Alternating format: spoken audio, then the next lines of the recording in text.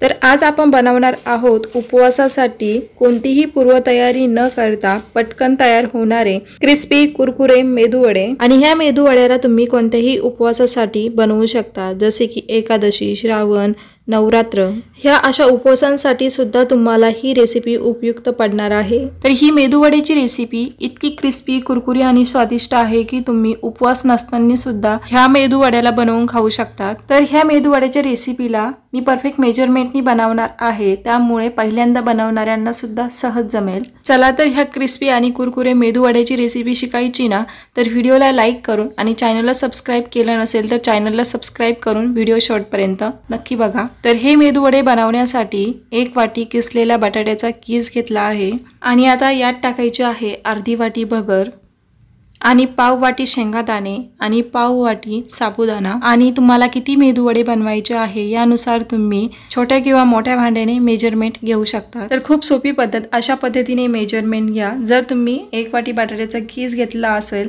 तर त्यासाठी अर्धी वाटी भगर घ्यायची आहे आणि अर्धी वाटीच्या निम्मे पाव वाटी शेंगादाणे आणि पाव वाटी साबुदाणा घ्यायचा आहे। अशा पद्धतीचं हे मेदू वडे बनवण्याचं मेजरमेंट आहे। तर हे सगळं आता व्यवस्थित मिक्स झालेलं आहे आणि यात आता 2 वाटी पाणी टाकायचं आहे। तर सगळे मिळून आपले हे 2 वाटी पदार्थ झाले आहे, त्यामुळे यात 2 वाटी पाणी टाकायचं आहे आणि या सगळ्याला आता व्यवस्थित मिक्स करून घ्यायचं। तर आता गॅसची फ्लेम हाय करून ह्या पदार्थाच्या कढईला गॅसवरती ठेवून घेऊया आणि यावरती झाकण ठेवून यातलं पाणी पूर्णपणे आटेपर्यंत ह्या पदार्थाला शिजवून घ्यायचं आहे आणि ह्या पदार्थाला अधूनमधून चेक करून हलवीत राहा। आणि हे सगळं मिश्रण आपल्याला 50% शिजवायचं आहे, म्हणजे एवढ्या पाण्यात हा पदार्थ 50% बरोबर शिजतो।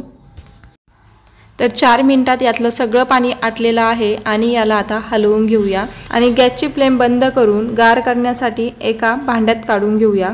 तर ह्या मिश्रणला आपल्याला पूर्णपणे थंड करून घ्यायचं आहे।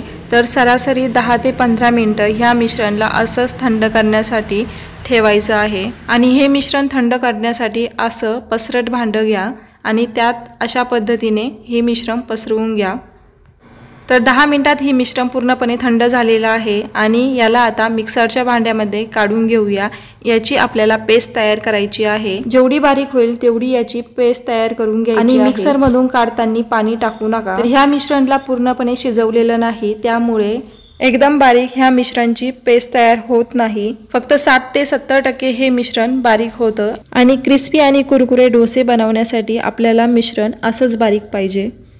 तर अशा पद्धतीने आपण सगळ्या मिश्रणची ही पेस्ट तयार करून घेतलेली आहे आणि तिखटसाठी मी यात हिरवी आणि लाल दोन्ही मिरचींचे बारीक तुकडे टाकत आहे। तुम्ही कोणतीही एक टाकले तरी चालेल आणि तुम्ही किती तिखट खातात यानुसार मिरचीचे तुकडे टाकून घ्या आणि मिरचीला एकदम बारीक करून टाका, नाहीतर मग मिरचीची पेस्ट करून टाकली तरी चालेल। तर यात टाकायचं आहे आता पोहे खायच्या लहान चमच्याने पाऊण चमचा मीठ। तर आता हाताला तेल लावून हे मिश्रण व्यवस्थित मिक्स करून घ्यायचं। तुम्ही चमच्यानेही मिक्स करू शकतात, परंतु साबुदाणा हा जास्त चिकट असतो, त्यामुळे चमच्याने मिक्स करण्यासाठी टाइम जास्त लागतो।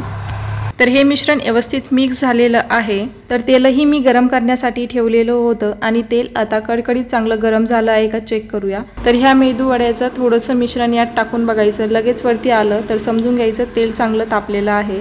तर हे बघू शकता तेल व्यवस्थित कडकडीत गरम झालेलं आहे। तर हे मेदू वडे तयार करून टाकताना गॅसची फ्लेम ही मीडियमच ठेवायची आहे, जास्त हाय पण नाही आणि जास्त लो पण नाही। तर ह्या मेदू वड्याचा शेप तयार करण्यासाठी हाताला तेल लावून घ्यायचं आणि हे मिश्रण थोडासा हातावरती घेऊन याचा गोल गोळा तयार करायचा आणि नंतर बोटाच्या साहाय्याने यात छेद करून घ्यायचं आणि कढईत सोडायचं अशा पद्धतीने।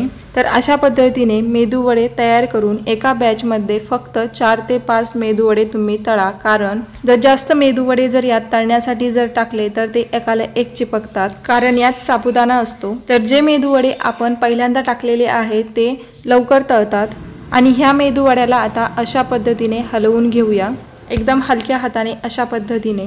तर पहिले स्टार्टिंगला टाकलेले मेदू वडे हे तळलेले आहे, एवढा कलर येईपर्यंत ह्या मेदू वड्याला तळून घ्यायचा आहे। तर अशा पद्धतीने एक बॅच मधले हे सगळे मेदू वडे तळून झालेले आहे, यांना आता काढून घेऊया आणि अशाच पद्धतीने मी सगळे मेदू वडे तयार करून घेते।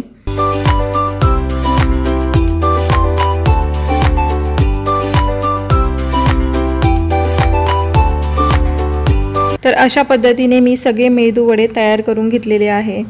यांना आता सर्व करण्यासाठी काढून घेऊया। तर ह्या मेदू वड्याला तुम्ही नुसते असेच जरी खाल्ले तरी खूप स्वादिष्ट, क्रिस्पी आणि कुरकुरीत लागतात, किंवा तुम्ही दह्यासोबत आणि तळलेल्या मिरचीसोबतही खाऊ शकतात। दह्यासोबत सुद्धा खूप छान लागतात। तर हे मेदू वडे बघा किती क्रिस्पी आणि कुरकुरे झालेले आहे, याच्या आवाजावरून तुम्हाला कळतच असेल। आणि मेदू वड्याला आतून जाळी पण बघा किती छान आलेली आहे। एकदम परफेक्ट आपले हे मेदू वडे बनवून तयार झालेले आहे। तर ही उपवासाच्या मेदू वड्याची रेसिपी तुम्हाला कशी वाटली कमेंट करून नक्की सांगा।